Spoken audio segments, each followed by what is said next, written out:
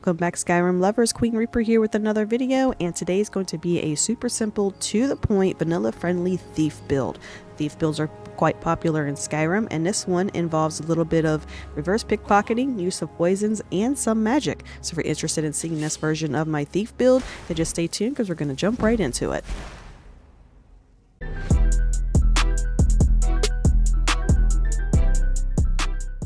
So of course we will provide 3 races that are going to be best for building a thief, and the first is going to be the Dark Elf. They are already noted for their stealth and magic skills, which we will be using. They can also call upon their ancestor wrath to surround himself with fire in time of need if you get into a tight situation. The second is going to be the Khajiit. They are already agile and quick. They have excellent thieving skills, and they can also see in the dark, which is very beneficial when you are in dark areas. The last race that we'll pick from will be the Wood Elf. Due to their size, they are very hard to detect. They make great scouts and thieves, and they are immune to both poisons and diseases. And when they are in a tight situation, they can also use command animals and call animals to fight for them. There are a few skill trees that you're going to want to put all your points into, and of course the first one is going to be Sneak. You're going to want to max that one all the way up to 100. Because what's the point in being a thief if you can't sneak around? The second skill that you're going to want to max out is also pickpocketing. Very beneficial because you will also be doing reverse pickpocketing, which will be your Achilles with this build. The third tree is going to be your Alchemy because you're going to be wanting to make poisons. And of course, the last skill that you're going to want to work on is one-handed because there will be hand-to-hand combat and you will need some kind of defense, so we're going to use one-handed and a dagger. You can also put a couple points into both illusion and alteration.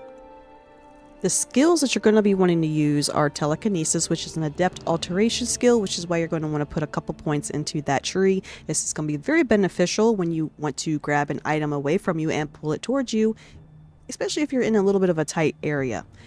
The second skill is going to be calm. There will be an instance where someone catches you sneaking. You can use calm on the subject to make them calm down. And once you have leveled up your illusion enough, you can use pacify, which is an expert level spell and will work on higher level people. Muffle, of course, is the other illusion spell that you're going to be working on. This is an apprentice, so you're going to want to put a couple points into that tree as well, because until you can find some good gear with sneak on it or muffle, you're going to have to use muffle manually.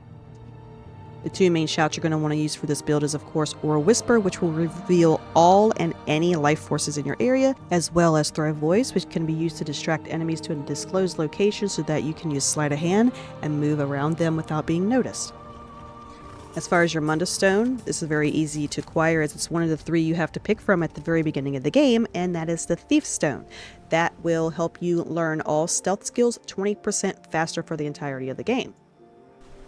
Once you feel like you have your stealth skills leveled up enough and you want to help increase the rest of your skills, you can actually change that to the Lover Stone, which will help increase all your skills. It is located right here between Karthwasten and Markarth. Now, as far as the gear, as I mentioned at the beginning of the game, we're going to be running a dagger, and the dagger of choice is, of course, Mehrunes Razor, and that's because this dagger carries a 50% chance of an instant kill on every use.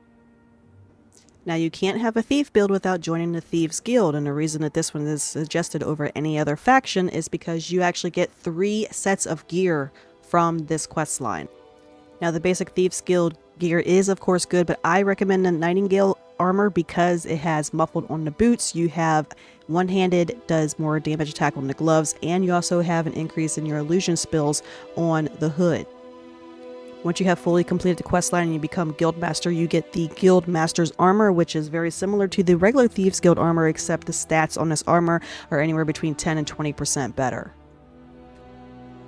Now, as I mentioned earlier, we are also going to be using poisons with this build, which is going to be very beneficial and a great way to take out people without being seen. The first one, we're going to combine Canis Root, Death Bell, and Imp Stool, which are all very easy to acquire, and that's going to make a paralysis poison. You can also work on Frenzy and Fury spells, and if you know how to do the Resto loop, you can get poisons and potions that are extremely powerful. For the next poison, you're going to combine Giant Lichen, Skeever Tail, and Death Bell, and that's going to create Poison of Weakness to Poison. This is great. You can slip it in someone's pocket, and if you have the poison rune, you can cast that and watch their health dwindle due to their weakness of poison. One perk that you absolutely have to have for this build if you plan on doing reverse pickpocketing with poisons is of course in the pickpocket tree, and you have to have the poisoned perk that will allow you to silently harm your enemies by placing the poisons in their pockets. Here are a couple examples of reverse pickpocketing with poisons. Once you have your sneak and pickpocket up enough, you should be able to go around undetected, poisoning people by inserting poisons into the enemy's inventory. The skill that I highly recommend for this build is greatly overlooked and rarely used in Skyrim, and that is telekinesis. It's going to be very beneficial as a thief, so you can grab items that are a distance from you without compromising being seen. You can grab items as small as gold ingots and items as large as the Bella statue.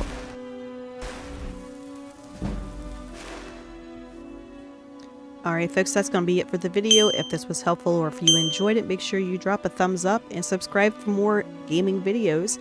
Of course, if you want to check out my Skyrim live streams, I stream Skyrim every Sunday. Check me out on Twitch at Cream for Gaming, and hopefully I will see you all in my next video. Y'all have safe travels throughout Skyrim.